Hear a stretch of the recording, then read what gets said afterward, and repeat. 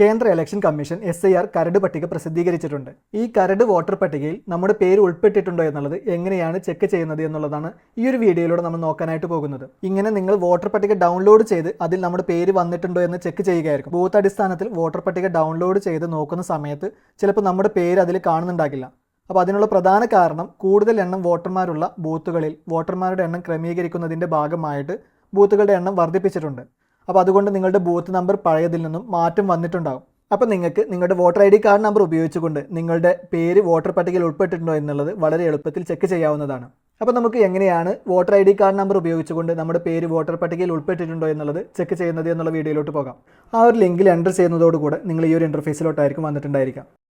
ഇവിടെ മുകൾ ഭാഗത്തായിട്ട് നമുക്ക് ലോഗിൻ ആൻഡ് സൈൻ അപ്പ് എന്നിങ്ങനെയുള്ള 2 ഓപ്ഷൻസ് കാണാം. അപ്പോൾ നിങ്ങൾ ഈ ഒരു പേജിൽ ആദ്യമായിട്ട് ഉപയോഗിക്കുന്നവരാണെങ്കിൽ ഇവിടെയുള്ള സൈൻ അപ്പ് എന്നുള്ള ബട്ടണിൽ പ്രസ് ചെയ്തുകൊണ്ട് ആദ്യം ഒന്ന് രജിസ്റ്റർ ചെയ്യേണ്ടതുണ്ട്. അതിനെക്കുറിച്ച് മുൻപുള്ള വീഡിയോകളിൽ പറഞ്ഞിട്ടുണ്ടായിരുന്നു, അതുകൊണ്ട് ഇവിടെ വീണ്ടും പറയുന്നില്ല. അപ്പോൾ നമുക്ക് ലോഗിൻ ചെയ്യുന്നതിന് വേണ്ടി ലോഗിൻ എന്നുള്ള ബട്ടണിൽ ഒന്ന് പ്രസ് ചെയ്ത് കൊടുക്കാം. തുടർന്ന് വരുന്ന പേജിൽ എൻ്റർ മൊബൈൽ നമ്പർ എന്നുള്ള ഭാഗത്ത് നിങ്ങൾ രജിസ്റ്റർ ചെയ്തിട്ടുണ്ടായിരുന്ന ആ ഒരു മൊബൈൽ നമ്പർ അവിടെ നിന്ന് എൻ്റർ ചെയ്ത് കൊടുക്കുക. അതിനുശേഷം താഴെയുള്ള ഒരു ക്യാപ്ച കോഡ് അതിന് താഴെയുള്ള ഒരു കോളത്തിൽ കൂടെ ഒന്ന് എൻ്റർ ചെയ്ത് കൊടുക്കുക.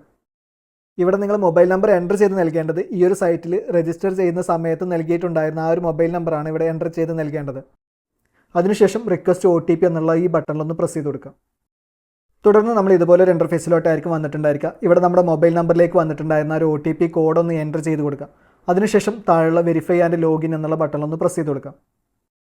ശേഷം നമുക്ക് ഈ പേജ് ഒന്ന് താഴോട്ട് സ്ക്രോൾ ചെയ്ത് കൊടുക്കാം. ഇവിടെ സർവീസസ് എന്നുള്ളൊരു ഓപ്ഷൻ കാണാം. ഇവിടെ search your name in voter list എന്നുള്ള ഈ ഒരു ഓപ്ഷനിൽ നിങ്ങളൊന്ന് എൻ്റർ ചെയ്ത് കൊടുക്കുക.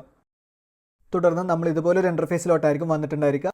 ശേഷം ഇവിടെ നമുക്ക് നമ്മുടെ ഡീറ്റെയിൽസ് ചെക്ക് ചെയ്യുന്നതിനായിട്ട് 3 ഓപ്ഷൻസ് ഉണ്ട്. ഒന്നാമത്തേത് വോട്ടർ ID കാർഡ് നമ്പർ ഉപയോഗിച്ചുകൊണ്ട്, രണ്ടാമത്തേത് നമ്മുടെ ഡീറ്റെയിൽസ് എൻ്റർ ചെയ്തുകൊണ്ട്, മൂന്നാമത്തേത് മൊബൈൽ നമ്പർ എൻ്റർ ചെയ്ത് നൽകിക്കൊണ്ടാണ്.